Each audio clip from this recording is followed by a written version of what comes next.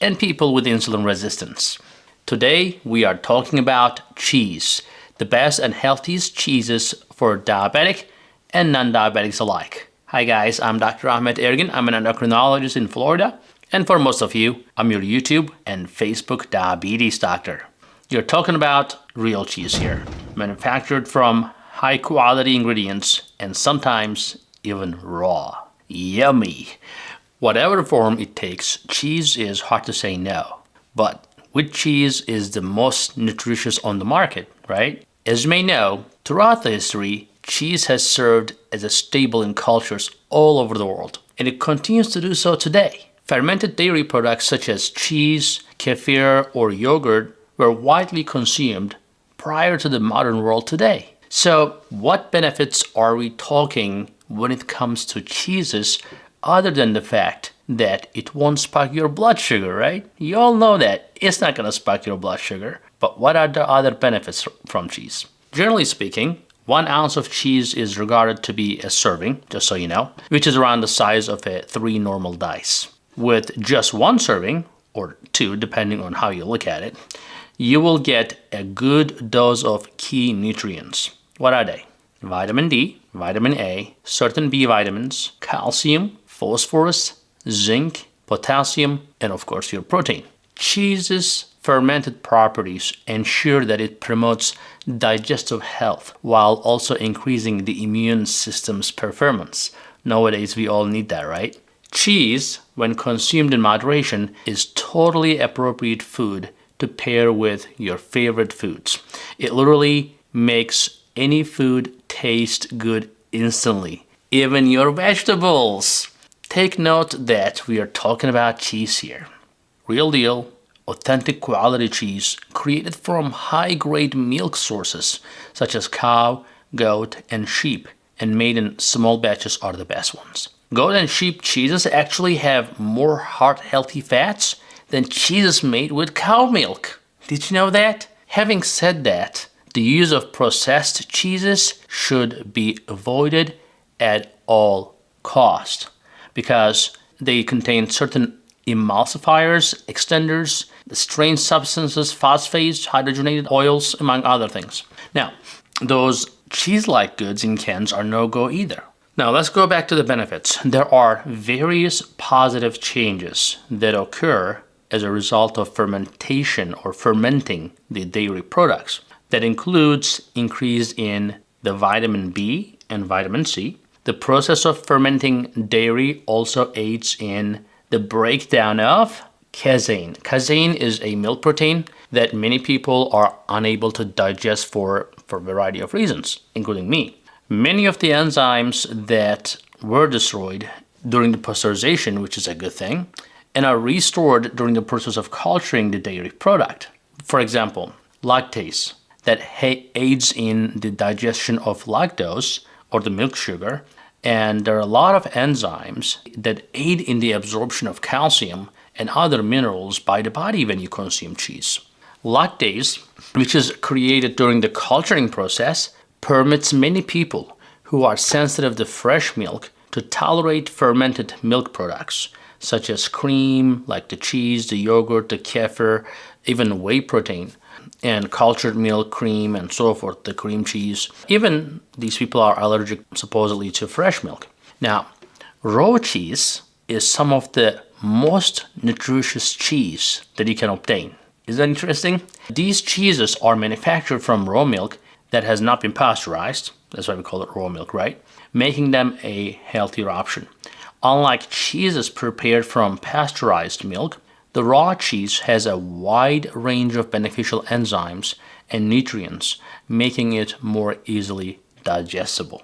For more than 1,000 years, right up until today, raw milk has been go-to ingredient at cheeses, and for a good reason. What is it? Flavor.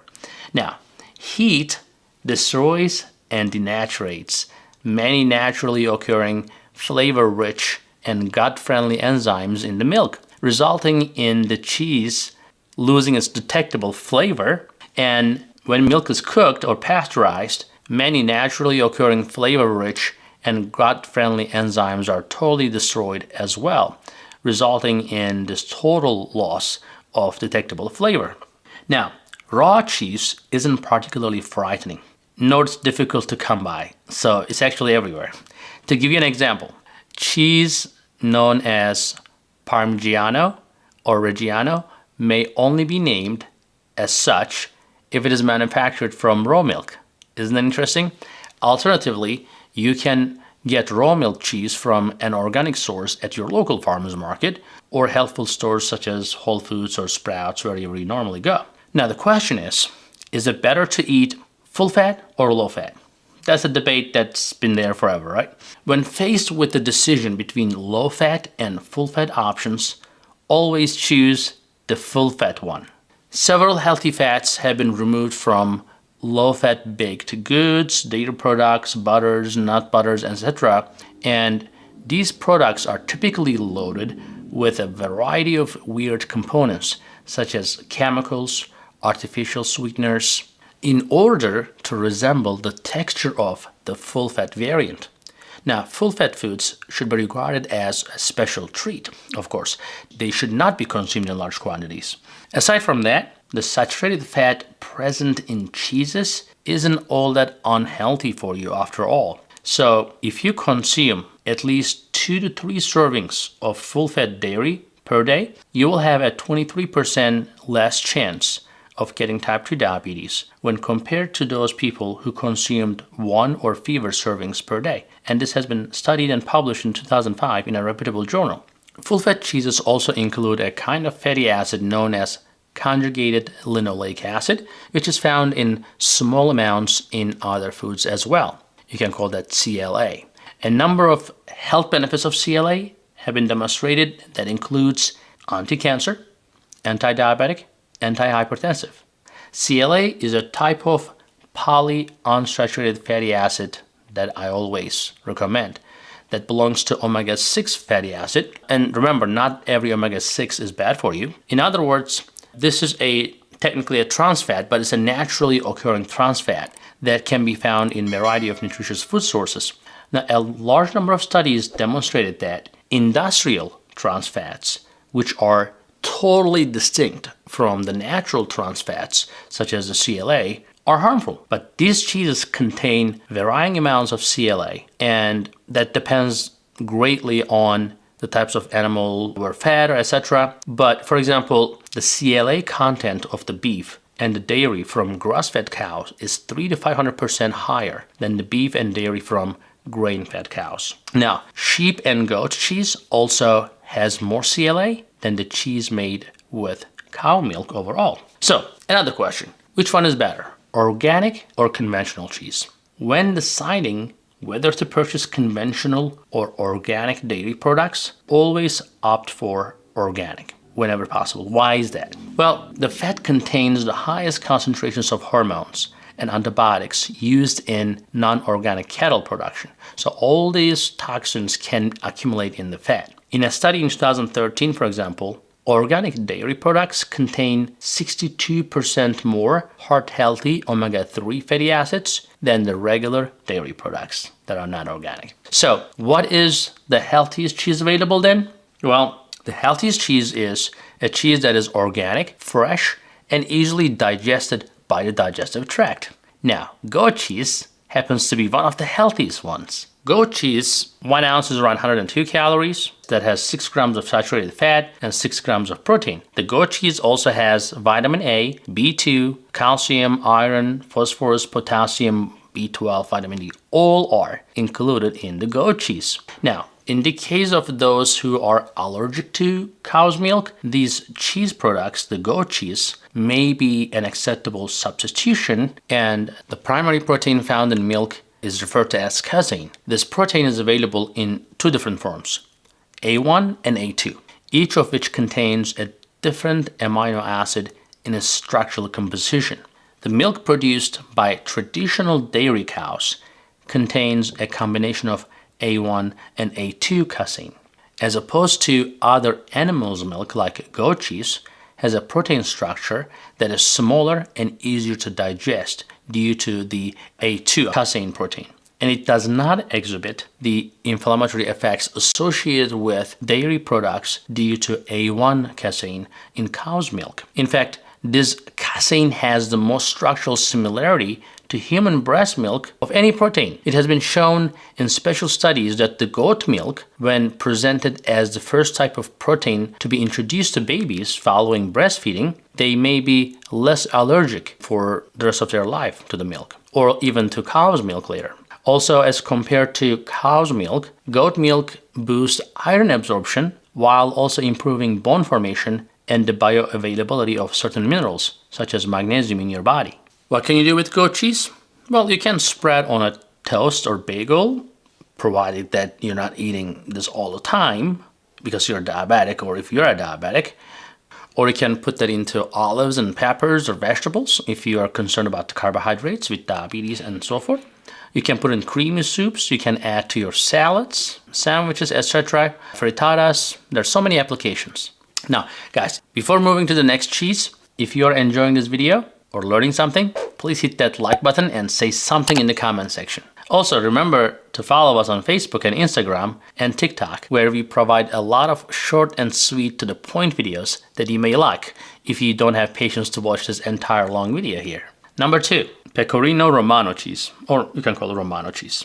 1 ounce has 110 calories, 7 grams of protein, 7 grams of saturated fat, and similar vitamins and minerals like in other cheeses. Now, Pecorino cheese is a pretty, it's a hard and sharp cheese, a salty Italian cheese made from sheep's milk that is both delicious and nutritious when consumed in moderation. It is considered to be one of the oldest Italian cheeses and is considered to be one of the oldest cheeses in the world as well. Now, when made from grass-fed milk, this cheese is particularly super high in CLA, which is conjugated linoleic acid. Again, it's a very beneficial omega-6 fatty acid. According to the findings of a 5-year study, consumption of CLAs found in Pecorino Romano cheese may be associated with low weight, which is weight loss, reduced risk of diabetes, reduced risk of obesity, again, cancer, and inflammation. Now, the cheese should be labeled Pecorino Romano,